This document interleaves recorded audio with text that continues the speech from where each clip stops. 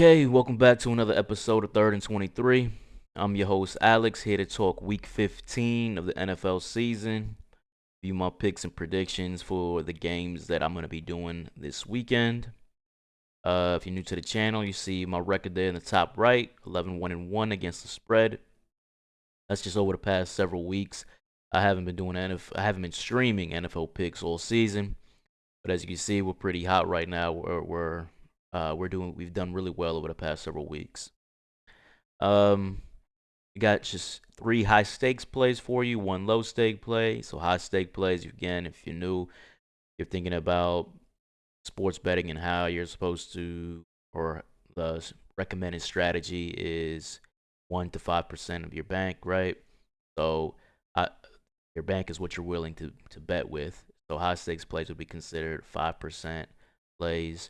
Low stakes plays would be considered closer to 1% plays. And high stakes is up to you. You don't have to do 5%, but closer to 5%, right? Um, so anyways, getting into it, let's start off with our first game. The Atlanta Falcons are 3-point favorites at Carolina. Uh, if you've been watching this channel, you know Carolina's on here a lot. You know, Carolina is the worst team in the NFL. For some reason, odds makers aren't really respecting that yet. I guess I don't know, but I have them in my power rankings as the worst team in the NFL. I don't know what anybody else's power rankings are, but I'm pretty sure they have them as the worst team in the NFL as well. Um, I don't think that you look at the passing game, you look at Bryce Young. Bryce Young is, and he's just a rookie, so I'm not saying this is going to be his career, but this season he's got to be the worst starting quarterback in the NFL. The passing attack there is just awful. Then he also doesn't have anybody to throw to other than Adam Thielen, who's at the end of his career. So your best option is Adam Thielen.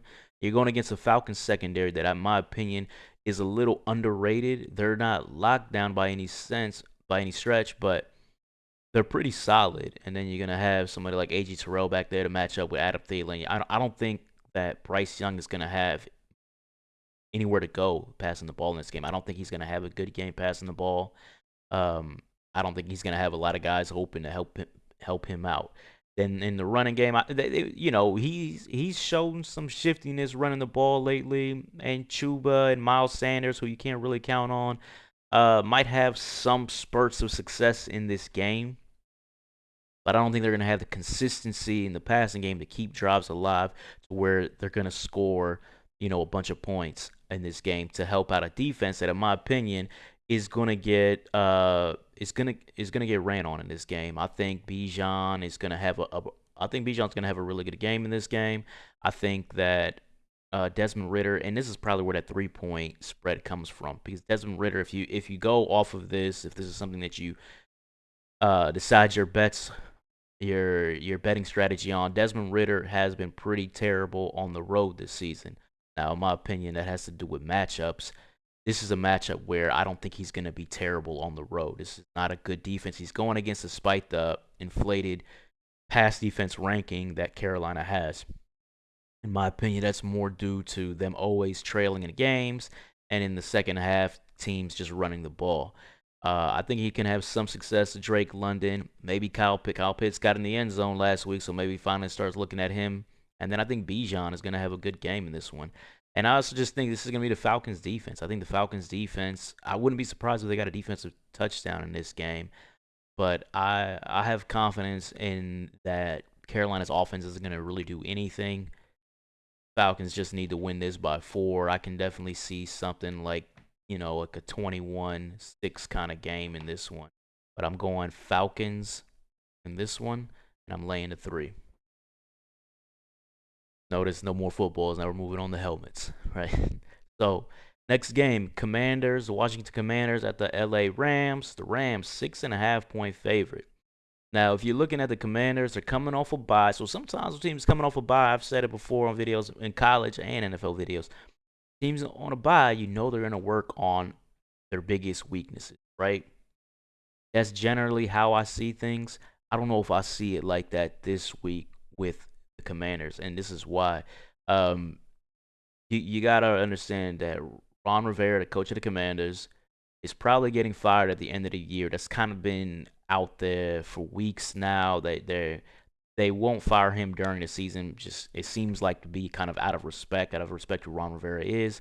But it's a new ownership group in Washington. You know they want to pick their head coach. Washington is bad. I actually in my power rankings I have them as the second worst team in the NFL. Uh, and you know they want to go in their own. They want to start their own era and go in their own direction. So I don't think Ron Rivera. I wouldn't be. Ron Rivera is probably going to get, in my opinion, get fired the day after the NFL regular season ends. So I don't know how much they really worked on. This is a team that knows they're not going to have a head coach moving forward or a different head coach next season. And then you look at the defense. The defense is just awful. This is the worst defense in the NFL, and it's going against a Rams offense that's really hitting their stride.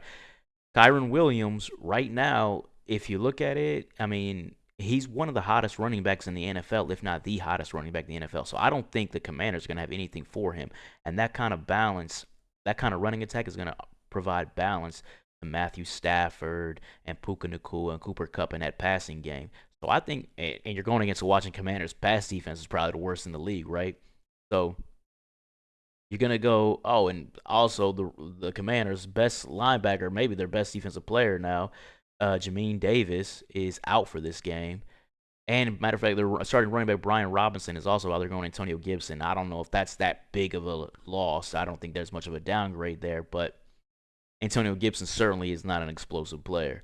So you're going to have a Rams offense that I think is going to be able to do what it wants in this game against a Commanders team that, yeah, sure, Sam Howell might hit some passes here and there because the Rams defense is in a brick wall, and Gibson can catch passes out the backfield and do something. But this is going to be a game where I think you're not going to be in danger of a backdoor cover. I think the Rams are going to probably run away with this game. I think the Rams are going to blow these guys out, and I'm going to go ahead and take the Rams and lay the 6.5. Next up, Baltimore Ravens at the Jacksonville Jaguars, 3.5. Now I just changed it this morning. This was actually 3. I would have liked it more at 3.5, so that kind of tells you where I'm leaning. But anyways, some weeks back, maybe a month back or so, the Jags had a statement game, right? The Jags had a good record, and now they're hosting the San Francisco 49ers, who is thought to be at the time, and probably still today, thought to be the best team in the NFL. They host the 49ers, and the 49ers absolutely slapped the piss out of them, crushed them in Jacksonville. Jags got another opportunity now against a Baltimore Ravens team that I have as the best team in the AFC currently as it stands today. You're putting yourself, so now you have another opportunity to get another statement game against an elite defense with the Ravens, elite running game with Lamar Jackson, those running backs, and a passing game that is a little bit underappreciated with Zay Flowers, a really good rookie wide receiver. Great pick right there. I love that pick that they made. And Odell Beckham, while he's not the same player he used to be, every once in a while, man, he shows some spurts of and gives you a little blast from the past, right? And I don't think that the Jags are tough enough to deal with this Ravens team. I think this running game is going to run roughshod over Jacksonville. I think Lamar is going to make some big plays. And by the way, if you guys aren't aware, there's that storm going on down in that was hitting Florida. In fact, I wanted to check that. Earlier I saw that there was going to be some serious wind factor down there in Jacksonville. Let me just make sure real quick for you if that's still the case. They're still calling it a flood warning right now, but so there's gonna be, what do we got? Well, it looks like the prediction of wind has kind of died down. There's still gonna be a little windy out there, but not as expected. Still, even with that said, I don't think the Jacksonville passing game against this Ravens defense is going to have much success. And I think that you can actually run the ball against Baltimore, but not with ETN and this inconsistent Jaguars backfield. I'm going with Baltimore, and I'm going to go ahead and lay the 3.5 based on this Ravens defense. And I think the Ravens running game with Lamar Jackson is going to run for a bunch of yards in this. Uh, so those are my 3 high stakes plays of the week. Now we're gonna go to our low stakes play. Houston at Tennessee. Tennessee's favored by 3. You guys don't know, the Houston Texans suffered a ton of injuries last week. They lose C.J. Stroud to concussion. Wasn't cleared for this game. C.J. Stroud is out.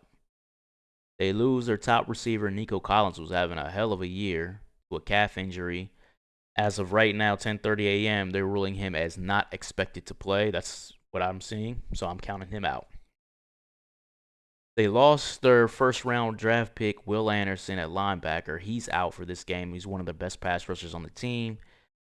And they lost their leading tackler, Blake Cashman, who, not really an impact player in my opinion, but he is their leading tackler. So the Texans are coming out here, and they're coming out here with a bunch of backups. I mean, offensively, you can almost say this is a preseason roster that they got out here. It's going to be Davis Mills throwing the ball to Robert Woods, Noah Brown, and I saw they brought up Steven Sims from the practice squad, so maybe he'll be in the mix too. Not exactly the most dangerous passing attack. I know we've seen Noah Brown had a couple good games this year. That was with C.J. Stroud passing the ball though. And, Robert Woods is a consistent veteran receiver who consistently is decent, right? So, and then they have no running game, right? Damian Pierce has been terrible all season. Devin Singletary's had a couple moments, but he's not very consistent. So what you're looking at, in my opinion, this is a preseason roster offensively. Then defensively, you lose your leading tackler and your super rookie Will Anderson to help you slow down Derrick Henry. All in all, I was honestly thinking about making this a high stakes game. The only reason I'm not is because you got to look at the Tennessee. You got to look at the Tennessee team as well. You got Will Levis. You got a rookie quarterback. You don't know what you're gonna get. Yeah, he had to come back against Miami. Dolphins kind of let him do that, right? With their defensive scheme, it was terrible. He's had some up moments. He's had some down moments. You have Derrick Henry. Derrick Henry is not the Derrick Henry of old, but he's still Derrick Henry, and he still has had good moments running the ball. This is a game. You can run the ball against Houston. This is a game, especially with those guys out. This is a game that I think he's going to be able to run the ball in this game. At least to help balance out the Will Levis passing attack. Will Levis should be able to find the Texans pass defense hasn't been strong this year. Will Levis should be able to find DeAndre Hopkins in this game for some big chunk plays to help kind of keep drives going and let Derrick Henry kind of seal the deal in these games. So I'm looking at Tennessee with Will Levis hitting some plays, with Derrick Henry providing that balance against a Houston team that's not going to have the offense to really keep pace in this game. If the Texans didn't have injuries, I mean, I might have this the completely other way, right? Because I think Houston will probably go into Tennessee and beat them because they're a better team. But Houston's coming in here with tons of backups. Again, low stake play. I'm taking a risk here, going with Will Levis. But I just don't think I don't believe in the Houston offense, and these backups are going to be able to score enough. I'm going to take Tennessee. I'm going to lay the 3. Chance for a push here, but I'll take that chance. But yeah, I'm going Titans and laying 3. And then notice the line change. I meant to mention that this game was 2-point favorite earlier in the week. I would have loved it if I got it at 2. But it's now been bet up to 3. I guess everybody's kind of thinking the same thing I'm thinking with all these backups in for the Texans. That pretty much wraps up my picks for this week. I got you 4 games, 3 high stakes plays, 1 low stake. Let's see if we can keep this hot streak going. If you like the content, please like, follow, and subscribe. And you're going to see my YouTube handle here in a few seconds. Take care.